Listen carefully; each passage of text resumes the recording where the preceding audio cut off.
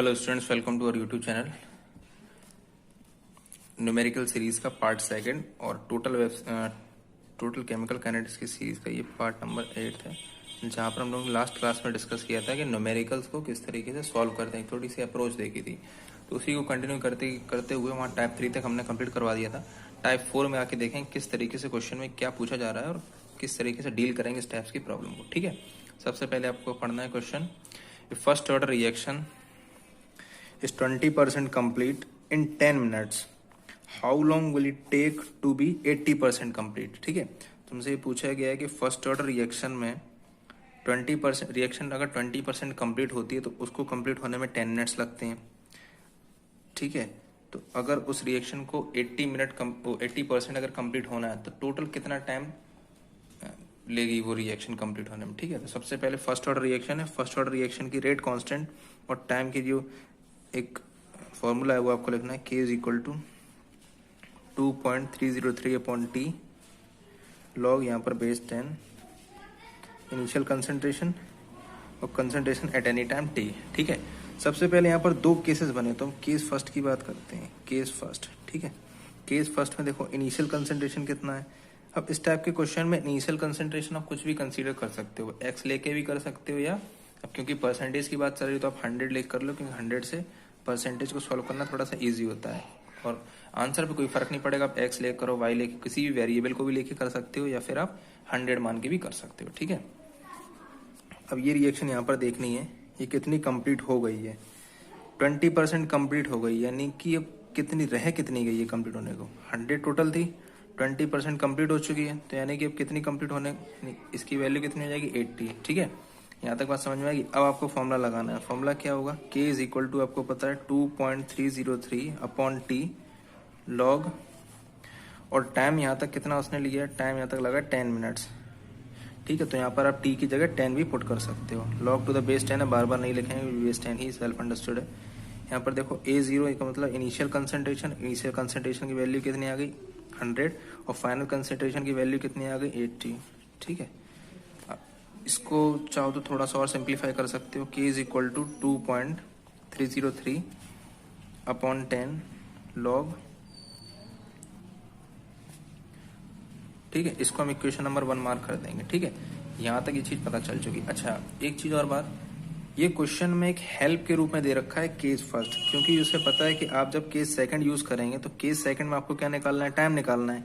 ये दोनों ही चीजें आपको गिवन है, तो आपको रेट कांस्टेंट पता होना चाहिए, और उस रेट कांस्टेंट को पता लगाने के लिए केस फर्स्ट दे रखा है, यानी 20% कंप्लीट वाला दे रखा है, यानी कि उसको आप अप्लाई करो, के की वैल्यू निकालो, फिर जो भी के की वैल्यू आएगी उसको आप सेकंड इक्वेशन में पुट करो। ठीक है, एक बात और, क्योंकि रिएक्शन एक ही रिएक्शन है, फर्स्ट ऑर्डर रिएक्शन चल रही है, एक ही रिएक्शन के दो केसेस दे रखे हैं, तो रेट कांस्टेंट जो है वो सेम रहेगा। ठीक है, तो K जो होगा, K विल बी सेम। ठीक है, K का मतलब है जो रेट कांस्टेंट होगा एंटायर रिएक्शन के लिए क्या होगा, सेम होगा। ठीक है, अच्छा, सेकंड केस की अगर हम बात करें तो सेकंड केस में आप लोगों को ये देखना है कि सेकंड केस में इनिशियल कंसंट्रेशन तो इनिशियल ही रहेगा, कितना लेना पड़ेगा आपको, 100 लेना पड़ेगा।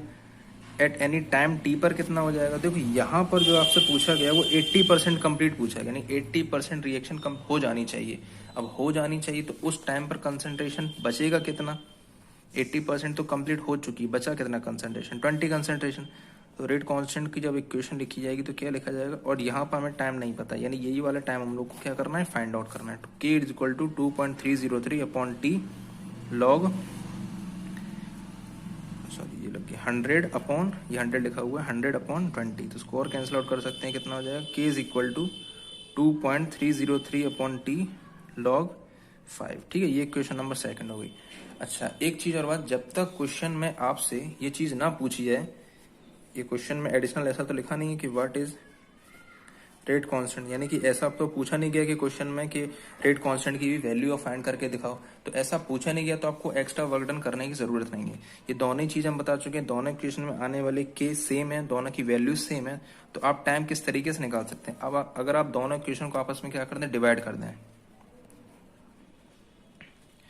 ऑन डिवाइडिंग इक्वेशन 1 एंड 1/2, 1 को आप 2 से जैसे ही डिवाइड करेंगे तो देखो ये K है, इस K का डिवीजन इस K से होगा LHS की साइड में, तो ये K क्योंकि सेम है कैंसिल आउट हो, कितना आ जाएगा, 1 आ जाएगा। ठीक, यहाँ पर अगर आप लिखेंगे तो यहाँ पर कितना है, ये लिखा हुआ है 2.303 अपॉन 10, और अपॉन दूसरी वाली इक्वेशन का क्या लिखा है 2.303 अपॉन टी। ठीक है, इतना बात समझ में आ गई। फिर यहाँ पर लिखा हुआ है लॉग 5/4, और फिर लिखा हुआ है लॉग इसका आया था सॉल्व हो गया कितना 5। ठीक है, इसको कैसे सॉल्व करेंगे, देखिए ये वैल्यू तो आपकी कैंसिल आउट हो गई। ठीक, ये 1 आ गया, ये जो टी है ये ऊपर चला जाएगा तो कितना हो जाएगा टी, और ये 10 इधर, टी अपॉन 10। ठीक, ये आप कहोगे लॉग 5/4 डिवाइडेड बाई लॉग 5।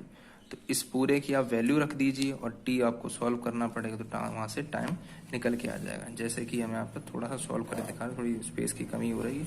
ठीक है, तो 1 = टी अपॉन 10। यहाँ पर जैसे ही अब लॉग की प्रॉपर्टी आप यूज कर सकते हैं, लॉग इसको आप लिख सकते हैं log 5 माइनस log 4, और अपॉन में कितना लिखा हुआ है, अपॉन में लिखा है log 5। ठीक है, यहाँ तक बात समझ में आ गई। तो ये हो जाएगा t अपॉन 10, log 5 की वैल्यू हम बता चुके हैं 0.699 होती है, और इसको अगर आपको नहीं पता है तो आप इसकी वैल्यू आप फाइंड करिएगा 0.602 आएगी, और नीचे 0.699। ठीक, कैसे सॉल्व करना है, ये t अपॉन 10 हो जाएगा। जब इसका सेपरेट डिवाइड दिया जाएगा, यानी इसको आप ऐसे भी लिख सकते हो 0.699 अपॉन 0.699 माइनस 0.602 अपॉन 0.699। ठीक है, तो ये आप सॉल्व करोगे तो 1 आने वाला है, इसको आप सॉल्व करना जो भी आंसर आएगा। ठीक है, तो इस तरीके मैथमेटिकल फंक्शन है। अब ये मैं इसके आगे सॉल्व नहीं करूंगा, तो यहाँ से जब आप सॉल्व करेंगे तो टी की कुछ ना कुछ वैल्यू आ जाएगी, वही आपका क्या होगा, आंसर होगा, रिजल्ट होगा। ठीक है, मैंने यहाँ पर आपको सिर्फ इतना बताया, आपको इक्वेशन को लिखना है। लिखने के बाद आपको ये देखना है कि कितनी चीज कंज्यूम हुई है। ये वैल्यू रिप्रेजेंट करती है कि किसी टाइम टी पर जो कंसेंट्रेशन कभी इनिशियल था वो अब कितना रह गया है। ठीक है, यानी 80% अगर कंप्लीट होगा तो 100 में से आपको उसको सब्ट्रैक्ट करके ये बताना पड़ेगा कि अब कंसंट्रेशन उस टाइम पर कितना बचा हुआ है। ठीक है, वहां से वैल्यू निकाली जाएगी। क्वेश्चन में जब तक आपसे रेट कांस्टेंट ना पूछा जाए तो आपको निकालने कोई नीड ही नहीं है, क्योंकि उसको निकालो हुए एक्स्ट्रा कैलकुलेशन होगी, फिर उसको बाद में पुट भी करना पड़ेगा सेकंड इक्वेशन में। तो क्योंकि ये के की वैल्यू निकालनी ना पड़े और हमें पुट भी ना करनी पड़े, उससे बचने के लिए इन दोनों इक्वेशन को आपस में डिवाइड करने से के कैंसिल आउट हो जाएगा, यानी एक प्रॉब्लम सॉल्व हो जाएगी। फिर आपको सिर्फ टाइम निकालना रह जाएगा, वो आप लॉग की वैल्यू पुट करके निकाल सकते हैं। ठीक है, लॉग निकालना मैं आप लोगों को सिखा चुका हूँ। ठीक है, उसी से रिलेटेड एक सेकंड क्वेश्चन और है। ठीक है, ये भी उसी टाइप का क्वेश्चन है। क्या लिखा है, first order reaction is 15% complete in 20 minute. यहाँ पर हम सिर्फ डायरेक्ट लिख रहे हैं अब कि आपको पता है क्या होता है 2.303 अपॉन टी। तो यहाँ पर टी ना लिख के हम लिख दे रहे हैं 20, क्योंकि 20 मिनट्स टाइम दे रखा है। लॉग कंसंट्रेशन पहले है कितनी 100। ठीक, और अब आपको देखना है कि 15% कंज्यूम हो चुकी है, यानी कि 100 थी, 15% कंज्यूम हो चुकी, तो अब कंसेंट्रेशन बचेगी कितनी, अब कंसेंट्रेशन बचेगी आपकी 85। तो यहाँ पर आपको क्या लिखना है 85, ये आपकी इक्वेशन नंबर 1। ठीक, अब आपसे पूछिए केस फर्स्ट था, इसी तरीके से केस सेकंड जब आप बनाएंगे तो केस सेकंड में k is equal to 2.303 upon time, यानी कि आपको यहाँ पर क्या पूछा गया, टाइम पूछा गया कि अगर अब रिएक्शन को 60% कंप्लीट होना है तो कितना टाइम लगेगा। ठीक, लॉग की वैल्यू वही है, इनिशियल कंसंट्रेशन उतना ही, 60% कंज्यूम हो जाएगी, 60% कंज्यूम हो जाएगी तो रह कितनी जाएगी रिएक्शन कंप्लीट होने के लिए 40। ठीक है, अब इन दोनों इक्वेशन को अगर आप आपस में डिवाइड करते हैं तो देखिए ये डिवाइड का साइन में लगा दे रहा हूँ, आपको ऐसा नहीं लगाना है मैंने शॉर्टकट के लिए बता दिया, लेकिन आप प्रॉपर लिख के ही करेंगे इसको। तो ये चीजें वैल्यू कट जाएंगी क्योंकि दोनों वैल्यू सेम है। फर्स्ट ऑर्डर रिएक्शन के लिए बात हो रही तो रेट कांस्टेंट तो डिफर होगा नहीं, रेट कांस्टेंट चेंज हो नहीं सकता एक ही रिएक्शन के लिए। तो इसका मतलब ये वैल्यू सेम होगी, जब सेम होगी तो ये आपस में एक दूसरे को कैंसिल आउट कर देंगे, तो यहाँ कितना आ जाएगा 1। ये वैल्यू कितनी आएगी 2.303 अपॉन 20 अपॉन 2.303 अपॉन टी। ठीक, ये वैल्यू आ जाएगी log 100, इसमें मैं log की प्रॉपर्टी लगा देता हूँ, log 100 माइनस log 85 अपॉन ये हो जाएगा log 100 माइनस log 40। ये वैल्यू कैंसिल हो जाएगी, ये टी ऊपर पहुंच जाएगा तो ये कितना हो जाएगा टी अपॉन 20। जरूरी नहीं है कि आप प्रॉपर्टी इस तरीके से लगाएं, आप इसको सिंप्लीफाई करके भी बाद में वैल्यूज पुट कर सकते हैं। अब आपको सिर्फ इस फंक्शन की वैल्यू यहाँ पर पुट करनी है और टी निकाल देना है। जब आप टी निकालेंगे तो वही आपका क्या हो जाएगा, तो यहाँ से आप क्या फाइंड आउट कर जाएंगे, टी फाइंड आउट कर लेंगे। ठीक है, इतनी बात समझ में आ गई। उसी टाइप से कुछ क्वेश्चन और है यहाँ पर, या आप इसका स्क्रीनशॉट ले लीजिए, आप इसको सॉल्व करके जरूर ट्राई कीजिएगा। बिल्कुल इसी टाइप से क्वेश्चन है। ठीक है, ये मेरा टाइप 4 कंप्लीट होता है यहाँ पर। ठीक, अब टाइप 5 पे आते हैं। टाइप 5 में क्वेश्चन पढ़ना है, क्या लिखा हुआ है, show that in a first order reaction time required for the completion of 99.9% is 10 times to that of the half life of the reaction. यहाँ पर आपको ये शो करना है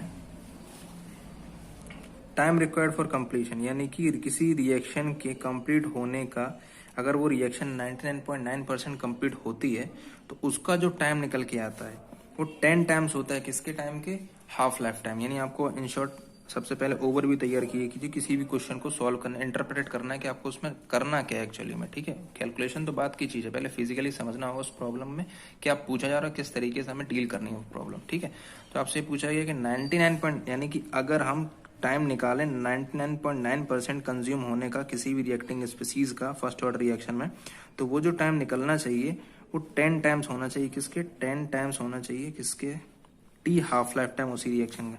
या ये कह लो आपको ये प्रूफ करना है टी 99.9% अपॉन टी हाफ, ये कितना आना चाहिए, 10 आना चाहिए, तो ये आपका आंसर हो जाएगा। ठीक है, ये आपको प्रूफ करना है। प्रूफ कैसे करना है, सब चीज यहाँ पर दे रखी है। 99.9% रिएक्शन दे रखी है। कैलकुलेशन मैं पूरी नहीं करूंगा, लेकिन आपको एक ओवरव्यू बता दूंगा, ताकि कैलकुलेशन तो आपको ही करनी है। ठीक है, फर्स्ट ऑर्डर रिएक्शन के लिए के आपको पता है क्या होगा, 2.303 upon t log A0 upon AT। ठीक है, पहले हमने इसको ए से डिनोट किया होगा, तो ए और AT लगभग एक ही चीजें हैं। ठीक है, वो एक ही चीज को रिप्रेजेंट किया है, तो यहाँ पर आप टी लगा दीजिएगा तो इसके क्लियर हो जाता है किसी टाइम टी के लिए।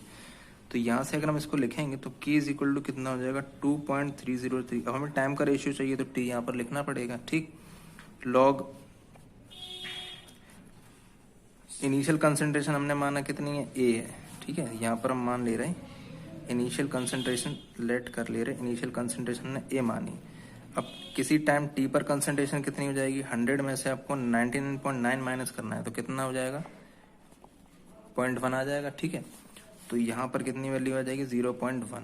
ठीक, और आपको क्या करना है, आपको टाइम का रेशियो चाहिए।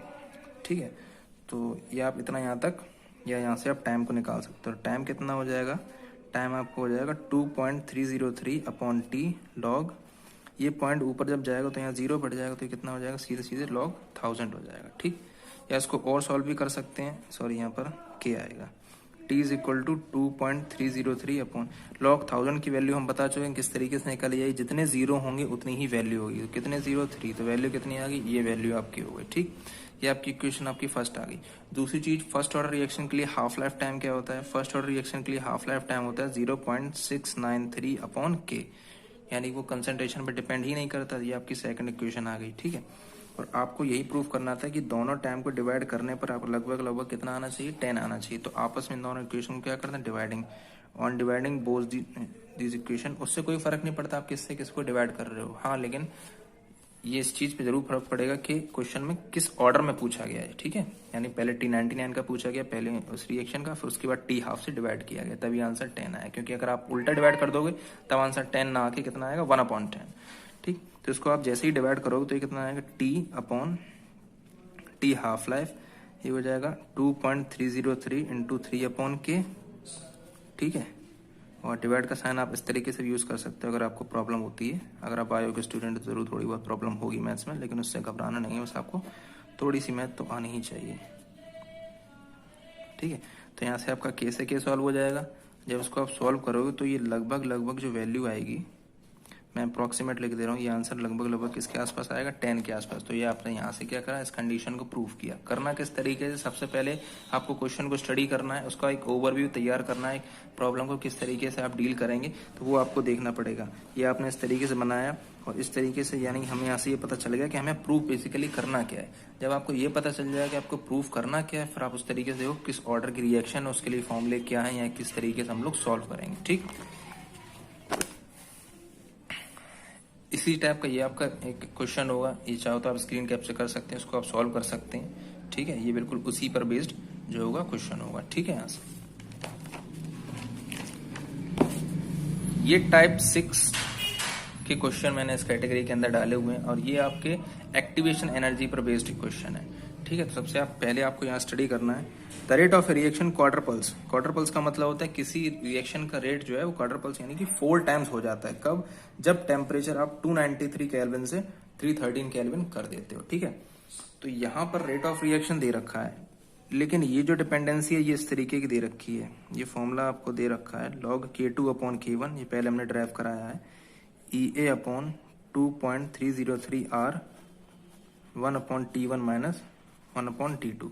ये आपका यहाँ पर क्या दे रखा है? फॉर्मूला दे रखा है, ठीक है। आपको एक्टिवेशन एनर्जी निकालनी है या फाइंड आउट करनी है, ठीक है। तो यहाँ पर जो आपको दे रखा है रेट ऑफ रिएक्शन, अच्छा एक चीज और आपको पता होना चाहिए, रेट ऑफ रिएक्शन जो है वो डायरेक्टली डिपेंड करता है किस पर? रेट कांस्टेंट पर। तो जब रेट ऑफ रिएक्शन 4 टाइम्स बोला गया, इसका मतलब रेट कांस्टेंट भी 4 टाइम्स होगा, या इस तरीके से रखा, ठीक है।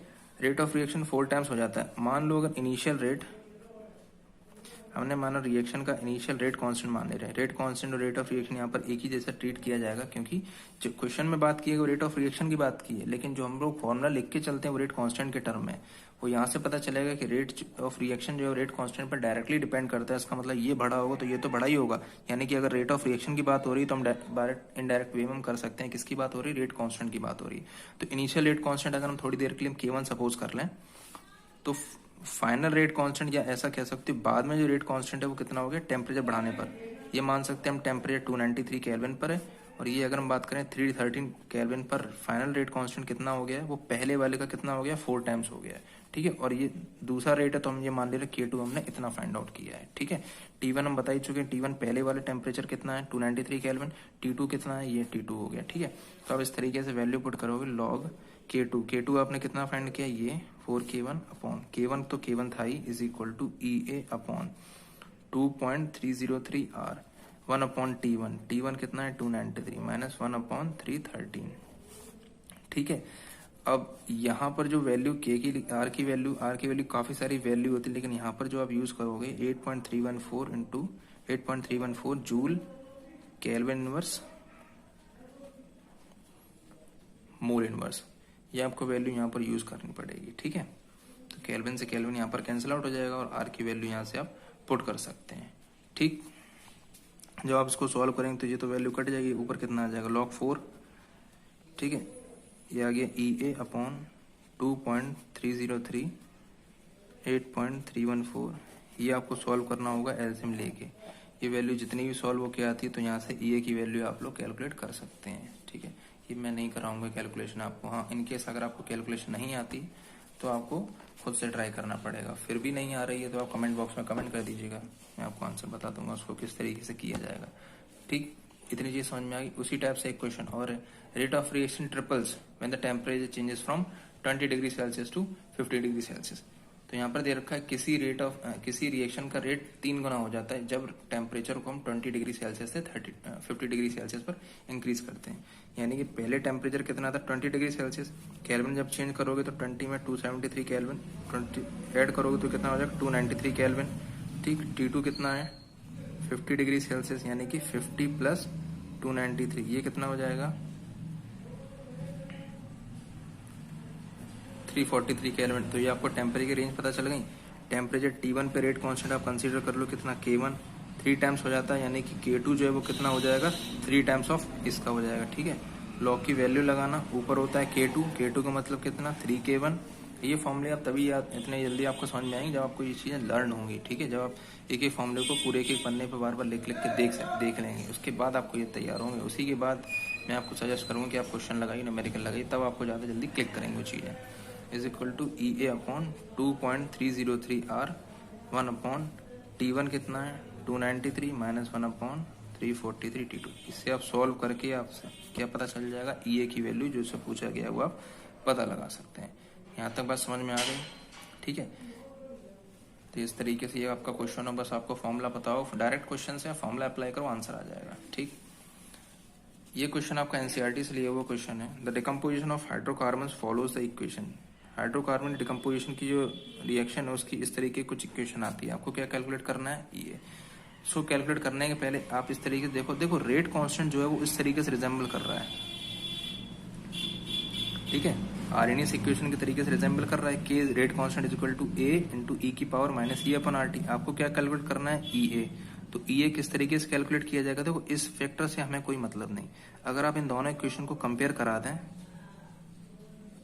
तो आपको यहाँ से ये पता चलेगा ये जो पूरी वैल्यू है -28,000 K upon T is equal to ये पूरी की पूरी वैल्यू बराबर, या माइनस भी नहीं, माइनस दोनों में सेम है, इज इक्वल टू कितना हो जाएगा EA अपॉन RT।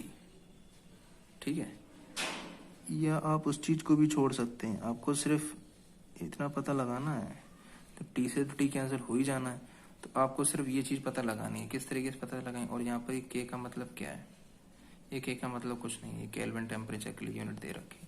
तो EA की वैल्यू कैसे फाइंड आउट करोगे, R की वैल्यू पुट करो और यहाँ मल्टीप्लाई कर दो, तो जो भी आंसर आएगा वो EA की वैल्यू आ जाएगी। आप कंपेयर करके भी आंसर पता है। तो इस टाइप के क्वेश्चन, ऐसा नहीं क्वेश्चन सिर्फ लिमिटेड है, क्वेश्चन आपसे पूछे जाएंगे एनी टॉपिक से, लेकिन वो थ्योरी घुमा फिरा के पूछा जा सकता है, यानी कभी कंपेयर करके, वो आपको देखना पड़ेगा प्रैक्टिस के हिसाब से कि आपको कंपेयर करके फाइंड आउट करना है आंसर, या डायरेक्ट फॉर्मूले से पता लगाना है, या थ्योरी से भी आंसर कभी कौन निकल सकते हैं। ठीक,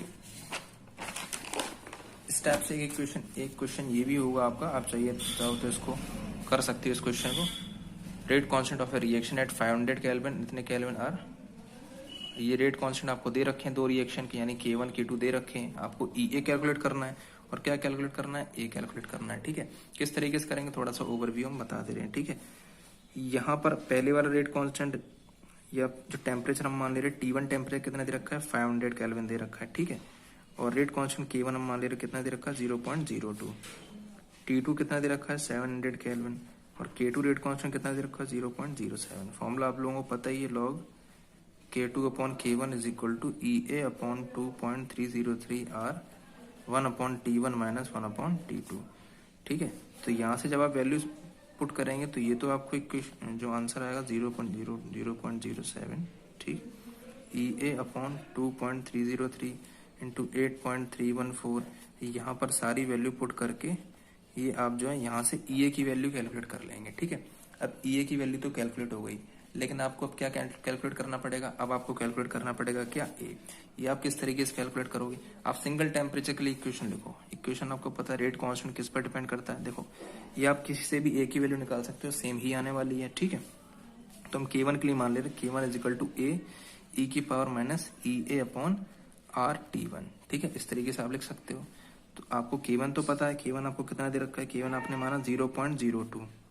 ठीक है, A आपको फाइंड आउट करना है E माइनस EA की वैल्यू आपको पता है, यहाँ से पता चल जाएगी EA की जो भी वैल्यू है। R पता है, टेम्परेचर कितना है 500 केल्विन दे रखा है, तो यहाँ से आपकी वैल्यू। इस तरीके से भी अगर करने में प्रॉब्लम होती है तो आप क्या करो, सिंपली इसका क्या करो, लॉग ले लो।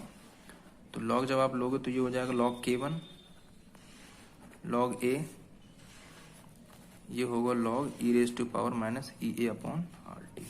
और सॉल्व करेंगे तो लॉग K1 लॉग A, ये लॉग E की पावर पे आएगा, तो E की जो भी पावर है वो डायरेक्ट बाहर आ जाएगी, EA अपॉन RT। आपको A निकालना है तो इस फंक्शन को आप उस साइड सेंड करो, या आप इसमें इस तरीके से भी कर सकते हो इस क्वेश्चन को। अब थोड़ा सा अरेंजमेंट इसमें करना है, EA upon RT is equal to, हम ऐसा लिख सकते हैं log A minus log K1।